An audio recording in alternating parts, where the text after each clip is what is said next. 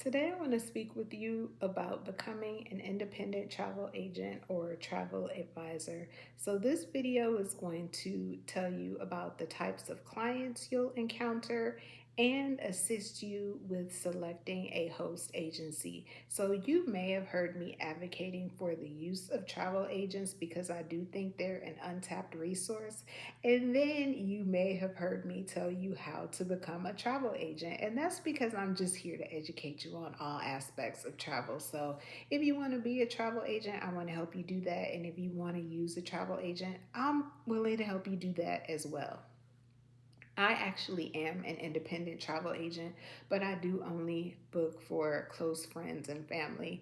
I am more interested in doing it on a larger scale where I can maybe have some travel agents work for me. But right now, I'm just quoting for myself, my friends, and my family, and sharing information with you.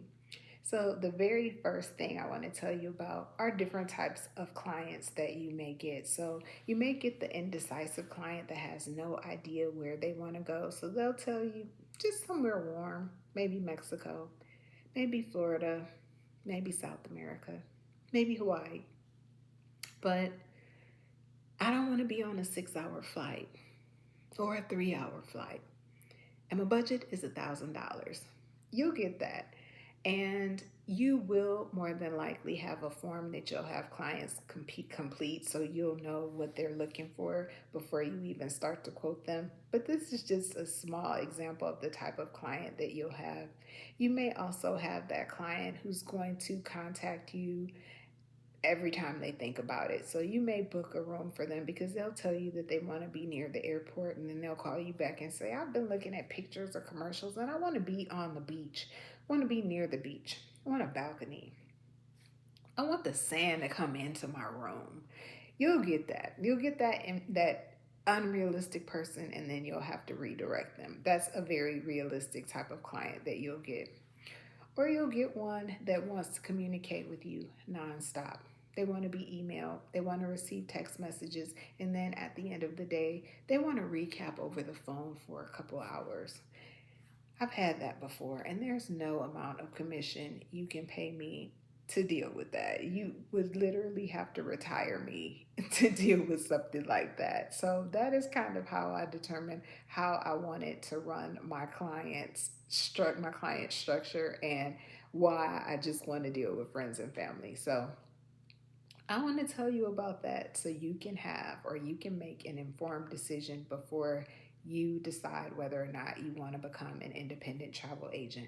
But you may or may not have heard me discuss host agencies before, and that is going to be the single most important part of your success in becoming an independent travel agency or a agent. So, the host agency is the platform or the umbrella company that you'll work under. So they'll provide you with the training materials, the commission structure, the quoting system, the resources that you need to be successful. So it's really important that you do a lot of research when selecting your host agency. Because I post a lot about travel and talk a lot about travel, I see host agencies up and down my timeline frequently on social media. So as soon as I see one that looks really attractive, the very first place that I go is the Better Business Bureau to see if there's any outstanding complaints, because some of them are very unserious. So you want to make sure you do your research, because research is the most important part of being an independent travel advisor anyway. So Better Business Bureau if you just happen to see a host agency that piques your attention. The next thing you want to consider is the startup fee. How much is it, and is it within your budget? In addition to the startup fee, is there an annual fee?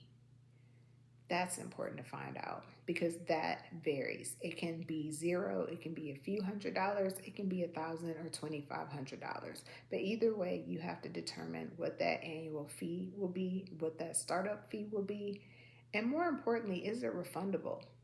How much time do you have to get your money back if you do make an investment in it? So these are things to look at from the very beginning when selecting your host agency. The next one are the location requirements. So, is it a brick and mortar? Is it hybrid? Is it virtual or remote 100%? So, most people want to work from home. So, you have to determine that as well when you're selecting your host agency. Another important part is the commission structure. Most importantly, the commission split.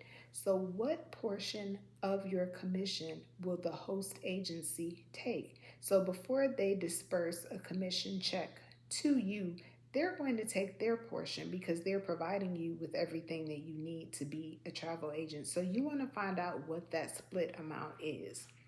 It's also important to know that in addition to the commission split, that different vendors charge or pay travel agents different amounts. So you may book with a hotel that only pays travel agents 10% and another one that may pay 20%.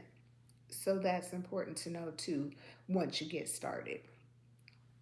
Also, you want to know the frequency of payments. Is it going to be monthly, bi weekly? How does it work? You'll want to know that. How long does it take before I receive a check? Also depends on the vendor. So some hotels, resorts, cruise lines have their own policies with commission. Some will pay you as soon as the balance is paid for the trip. Some may not pay you until after the trip is taken. It's important to know when you're quoting and when you're researching how this works. Is there a minimum sales requirement? How aggressively you're going to approach your business as a travel agent.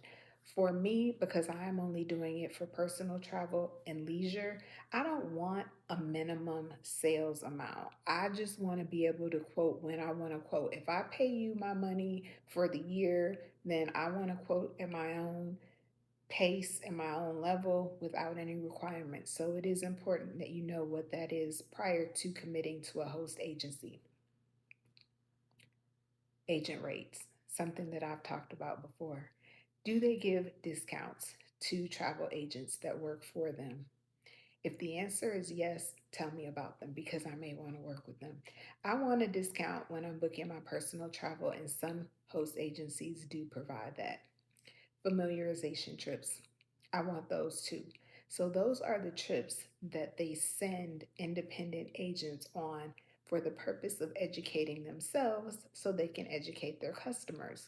So, I've talked before about indoor resorts versus outdoor resorts because I found out the hard way that outdoor resorts expose you to the elements 100% of the time during your trip, except for when you're sleeping. So when you step out the door, if the temperature is 100 degrees, you're going to have to deal with that. If it's raining, you're going to have to deal with that. So familiarization trips are going to allow you to take those types of experiences in and come back and educate your customer. So those are things that I'm looking for when I'm selecting a host agency. And that's just the tip of the iceberg. So this is very broad information that I'm giving you when you're doing your research, but you will find more checkpoints to look for when you're doing your own research. So one place that you can look for host agencies is host agency reviews. That website is going to give you a list of legitimate host agencies with all of the information I just told you about. The second one is find a host travel agency. Same format. They'll give you a bunch of host agencies and then all the information we just discussed so you can make an informed decision. And then finally, travel professional news. They're going to provide you with a checklist of things to look for when you're selecting your host agency. And I cannot express how important reviews are, so make sure you read them. I usually start with the negative ones first and take those with a grain of salt because sometimes they will be coming from people who are angry and have had bad experiences. But look at them and see what they are, because if they're saying, I'm not receiving my commission check, that may not be a host agency that you want to select. So read the reviews, get comfortable with researching, because that will be a part of your role as a travel agent in every aspect of the role. So, that is my brief overview today. Please share your experiences with me. I am in the market for a host agency because I am looking for more trips and cheaper trips. So if you know of any, please let me know. And I wish you the best of luck. I do intend to continue educating you on this process and giving you little pieces of information here and there as I think of them. So, best of luck to you and keep me posted.